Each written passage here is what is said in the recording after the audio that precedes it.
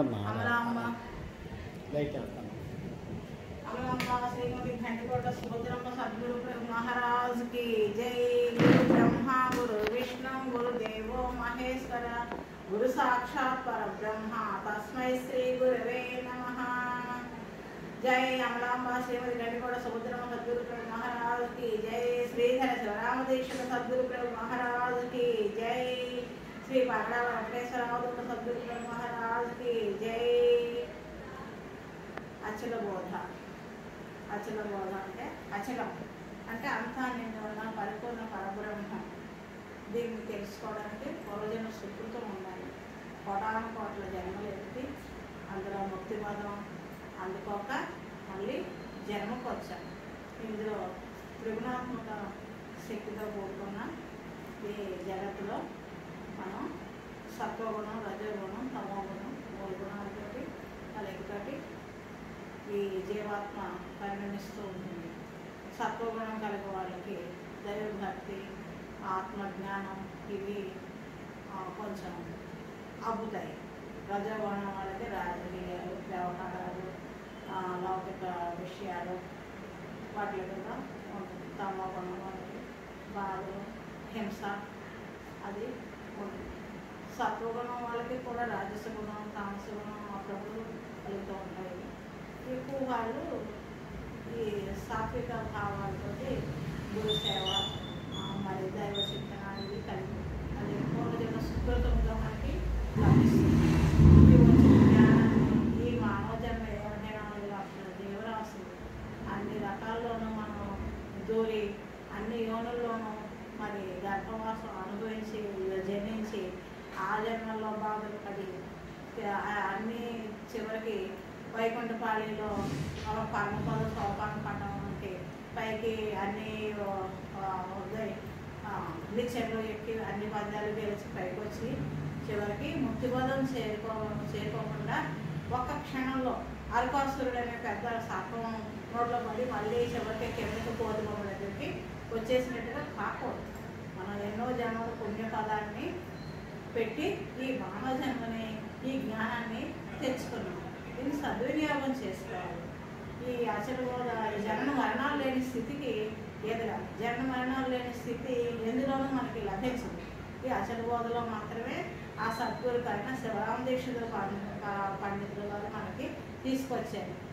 క్షణంలో ముక్తి పొందే మార్గం ఏ సాధనలో అవసరం లేదు. చక్కగా గురు సూచన, ఇదిగో పరిపూర్ణ, ఇదిగో భగవత్ స్వరూపం, ఇది తప్ప ఈ ఉన్న జగత్ అంతా కంటికి కనిపించేది ఇదంతా కూడా మాయ. ఈ మాయ తన తీసి నిజస్వరూపం దర్శించు, అదే నీ స్వరూపం అని మనకు గురువులు చక్కగా మనకు ఉన్నది ఉన్నట్టుగా సత్యాన్ని తెలియజేస్తారు. ఆ తెలియజేసి మన నిజస్వరూపం అదే అని సూచన చేసి చూపించిన తర్వాత ఈ మాయ భ్రాంతులు భ్రమలు అన్నీ తీరిపోతాయి. మనకి ఈ బోధన తెలియజేసేది పరిపూర్ణ బోధ అంటారు. దీన్ని అచల బోధ అంటారు. ఇది చాలా రహస్యమైనది. ఇది లభ్యం కాదు, సాధారణంగా ఎవరికి లభ్యం కాదు. భక్తి దొరుకుతుంది. ఏ గుడికి వెళ్ళినా అమ్మవారి అనుగ్రహం కలుగుతుంది, పూజలు చేస్తాం, పుణ్యం వస్తుంది. ఎన్ని చేసినా మనం యజ్ఞ యాగాలు క్రతువులు చేస్తాం, యోగాలు చేస్తాం, ధ్యానాలు చేస్తాం. వీటి వలన ముక్తి కలుగుతుంది. మనకి యోగా చేస్తే ఆరోగ్యం కలుగుతుంది. శరీరం ఉన్నంత వరకే. శరీరం పతనమైన తర్వాత ఈ ఆత్మకు ముక్తి కలగాలి, ఆత్మరహితం అవ్వాలి. ఇది ఎందులోనూ లేదు. ఈ అచల బోధ పూర్ణబోధ తప్ప.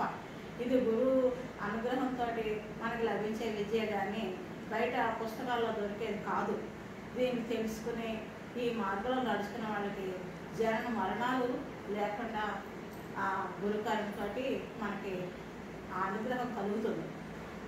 జనులాల జనన మరణములం తొలగంద్రోయజాలు లక్షణయుతమై వినువారికి కనువారికి తనలా వెరిగెంతు దీన్ని తప్పక వింటే అప్పుడే వారాలెప్పుడు గంటే కనుక వినుబుద్ధైతే వినుడి చదివెద మీకే కనుగొన మనసైతే కనుడి పుస్తకమంతా తప్పక వింటే అప్పుడే వారాలెప్పుడు గంటే అని భాగవత కృష్ణదేశిక ప్రభువుల వారు కందపద్యం రాశారు. ఈ శివరామదీక్షితుల వారు ఇచ్చిన బోధే. ఆ శివరామదీక్షితుల వారికి శ్రీధర స్వామి అనుగ్రహించారు. ఆ బోధని పద్య రూపంలో మనకి అందించారు. జనన మరణాలు లేకుండా చేస్తారట. ఈ బోధ ఆసాంతం విన్నవారికి జనన మరణాలు లేకుండా చేస్తారు. ఏ రకంగా నడుచుకోవాలో పద్ధతులన్నీ పద్య రూపంలో మనకి రచించారు. బాగోదు కృష్ణదేశ మహారాజుకి జనన మరణాలు లేని స్థితి ఏదంటే పరిపూర్ణ స్థితే. పరిపూర్ణం అంటే ఏంటో తెలుసుకోవాలి. పరిపూర్ణం అంటే ఏంటి, ఎరుక అనేది ఏంటి అని 2 విషయాల గురించి ఈ సబ్జెక్ట్ ఉంటుంది ఈ అచల బోధ. పరిపూర్ణము, ఎరుక. పరిపూర్ణం తెలుసుకుని ఎరుకతోటే తెలుసుకుంటాం, ఎరుక లేని స్థితిలో ఉంటాం. దీని గురించి వివరంగా కంద పద్యాలు అవన్నీ ఉన్నాయి.